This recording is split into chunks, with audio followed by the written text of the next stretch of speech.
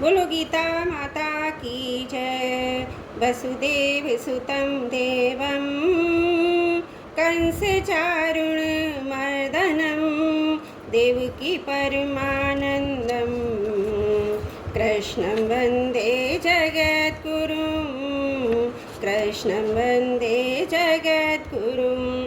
ओम श्री परमात्मने नमः। अथ पंचदशोऽध्याय। श्री भगवानुवाच उधर्मूल मधः शाख मस्वत्थतं प्राहुरभ्यं छन्दांसि यस्य पर्णानि यस्तं वेद ज वेदवित्। श्री भगवान बोले, आदि पुरुष परमेश्वर रूप मूल वाले और ब्रह्मा रूप मुख्य शाखा वाले जिस संसार रूपी पल के वृक्ष को अविनाशी कहते हैं तथा वेद जिसके पत्ते कहे गए हैं, उस संसार रूप वृक्ष को जो पुरुष मूल सहित तत्व से जानता है वह वेद के तात्पर्य को जानने वाला है। अदर्श चौधर्वम प्रसतास तस्य शाखा गुण प्रवद्धा विषय प्रवाला अदर्श मूला न्यून संतानी कर्मानुबंधिनी मनुष्य लोके। उस संसार वृक्ष की तीनों गुणों रूप जल के द्वारा बढ़ी हुई एवं विषय भोग रूप कोपलों वाली देव मनुष्य और तिर्यक आदि योनि रूप शाखाएं नीचे और ऊपर सबत फैली हुई हैं तथा मनुष्य लोक में कर्मों के अनुसार बांधने वाली अहंता ममता और वासना रूप जड़ें भी नीचे और ऊपर सभी लोकों में व्याप्त हो रही हैं। नारूपमस्येव तथोपलभ्यते नान्तो न चादिर् न च संप्रतिष्ठा अश्वत्थतं मेन सुवीर्णं मूल मसंग शस्त्रेण द्रणेन छित्त्वा।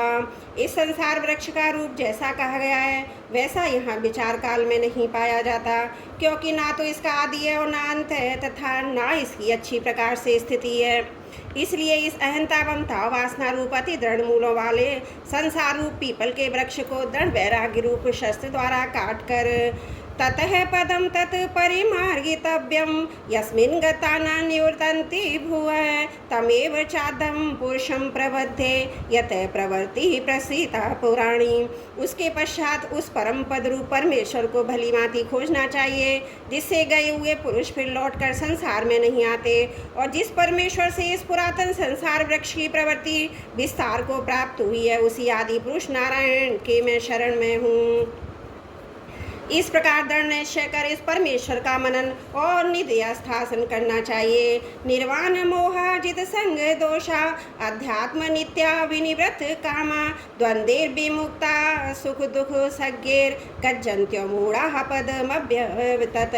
जिसका मानव मुँह नष्ट हो गया है, जिन्होंने आसक्ति रूप दोष को जीत लिया है, उसकी परमात्मा के स्वरूप में नित्य स्थिति है और जिनकी कामनाएं पूर्ण रूप से नष्ट हो गई हैं वे सुख दुख नामक द्वंद्वों से मुक्त ज्ञानी जन उस अविनाशी परम पद को प्राप्त होते हैं। ना तद भास्यते सूर्यो न शशांक को ना पावक है यदि निवर्तन्ते तदाम परमम्।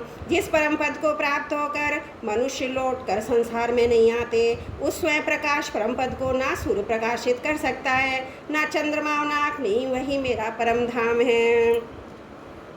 मवेवांशो जीव लोके जीवभूते सनातन है मनुष्यष्ठानि इंद्रियाणि प्रकृति स्थानी कर्षति। इस देह में ये सनातन जीवात्मा मेरा ही अंश है और वही इन प्रकृति में स्थित मन और पांचों इंद्रियों को आकर्षण करता है। शरीरम यद वाप्नोति यच्चाप्ति विक्रामतीश्वर है गृहीत्वतानि संयाति वायुर्गंधा निवासयात्। वायु गंध के समान स्थान को ग्रहण करके ले जाता है, वे ही देहादि का स्वामी जीवात्मा भी जिस शरीर का त्याग करता है उससे इन मन सहित इंद्रियों को ग्रहण करके फिर जिस शरीर को प्राप्त होता है उसमें जाता है। श्रोत्रं चक्षु स्पर्शनं च रसनं घ्राणमेव च अधिष्ठाय मनः चायं विषयानुपसेवते। यह जीवात्मा श्रोत चक्षु और त्वचा को तथा रसना घ्राण मन को आश्रय करके अर्थात इन सबके सहारे से ही विषयों का सेवन करता है। उत्काम्रन्तं स्थित वापि भुजान वा गुणानिवितं विमूढानानुपश्यति पश्यन्ति ज्ञान चक्षुष। शरीर को छोड़कर जाते हुए को अथवा शरीर में स्थित हुए को अथवा विषयों को भोगते हुए को, इस प्रकार तीनों गुणों से युक्त हुए को भी अज्ञानी जन नहीं जानते। केवल ज्ञान रूप नेत्रों वाले विवेकशील ज्ञानी ही तत्व से जानते हैं। यतन्तो योगिनः शरणं पश्यन्नात्मन्यवस्थितं यतन्तोऽप्यकृतात्मानो नैनं पश्यन् च यच्चेतसः। यत्न करने वाले योगी जन भी अपने हृदय में स्थित इस आत्मा को तत्व से जानते हैं, किंतु जिन्होंने अपने अंतकरण को शुद्ध नहीं किया, ऐसे अज्ञानी जन तो यत्न करने पर और रहने पर इस आत्मा में नहीं जानते। यदादित्य गतम तेजो जगत भास्यतेऽखिलं यक्ष चंद्रमसि यक्षाग्नो त्यक्तोजो विधिमामकम्। सूर्य में स्थित जो तेज संपूर्ण जगत को प्रकाशित करता है, तथा जो तेज चंद्रमा में है, जो अग्नि में है, उसको तू मेरा ही तेज जान। गमाविश्य च भूतानि धारयामहे मोजसा पुण्यामि चौदसी सर्वा सोमो भूत्वा रसात्मकः। मैं पृथ्वी में प्रवेश करके अपनी शक्ति से सब भूतों को धारण करता हूँ और रस स्वरूप अर्थात अमृत में चंद्रमा होकर संपूर्ण औषधियों को अर्थात वनस्पतियों को पुष्ट करता हूँ। अहम वैश्वानरो भूत्वा प्राणिनाम देहमाश्रितः प्राणापान समायुक्त पंचाम्यन्नं चतुर्विधम। मैं ही सब प्राणियों के शरीर में स्थित रहने वाला प्राण और पान से संयुक्त वैश्वानर अग्नि रूप होकर 4 प्रकार के अन्न को पचाता हूँ।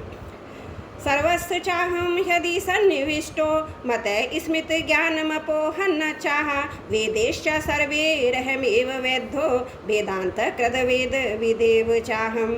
मैं ही सब प्राणियों के हृदय में अंतर्यामी रूप से स्थित हूँ तथा मुझसे स्मृति ज्ञान और अपोहन होता है। सब वेदों द्वारा मैं ही जानने के योग्य हूँ तथा वेदांत का कर्ता और वेदों को जानने वाला भी मैं ही हूँ।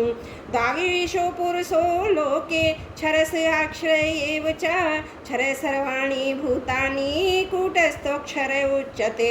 इस संसार में नाशवान और अविनाशी 2 प्रकार के पुरुष हैं। उनमें संपूर्ण भूत प्राणियों के शरीर तो नाशवान और जीवात्मा अविनाशी कहा जाता है। उत्तम पुरुष से तन्ने परमात्मा इत्युदाहत ये लोक त्रयमाविश्य विवरते अव्यय ईश्वर है। इन दोनों से उत्तम पुरुष तो अन्य ही है जो तीनों लोकों में प्रवेश करके सबका धारण पोषण करता है और अविनाशी परमेश्वर और परमात्मा इस प्रकार कहा गया है। यस्मात् शरमतीत्योहम मक्षरादशि चोत्तमम् अतोऽस्मिन् लोके वेदे च प्रथितः पुरुष उत्तम है। क्योंकि मैं नाशवान जड़ वर्ग क्षेत्र से तो सर्वदा अतीत हूँ और अविनाशी जीवात्मा से भी उत्तम हूँ, इसलिए लोक में और वेद में भी पुरुषोत्तम नाम से प्रसिद्ध हूँ। यो मामेव सम्मूढ़ो जानाति पुरुषोत्तमं स सर्वविद भजति माम सर्वभावेन भारत। भारत जो ज्ञानी पुरुष मुझको इस प्रकार तत्व से पुरुषोत्तम जानता है, वह सर्वज्ञ पुरुष सब प्रकार से निरंतर मुझ वासुदेव परमेश्वर को ही भजता है। इति गुहम तमं शास्त्र मिद मुक्तम मया नग एतद् बुद्ध्या बुद्धिमान स्यात् कृतकृतश्च भारत। हे निष्पाप अर्जुन, इस प्रकार यह अति रहस्य युक्त गोपनीय शास्त्र मेरे द्वारा कहा गया। इसको तत्व से जानकर मनुष्य ज्ञानवान और कृतार्थ हो जाता है। ओम तत्सदिति श्रीमद्भगवद्गीता सुपनिषत्सु ब्रह्म विद्यायां योग शास्त्रे श्री कृष्ण अर्जुन संवादे पुरुषोत्तम योगो नाम 15वां अध्याय। नारायण नारायण। हे प्रभु, मैं आपको कभी न भूलूं। त्रुटियों के लिए क्षमा प्रार्थी हूँ।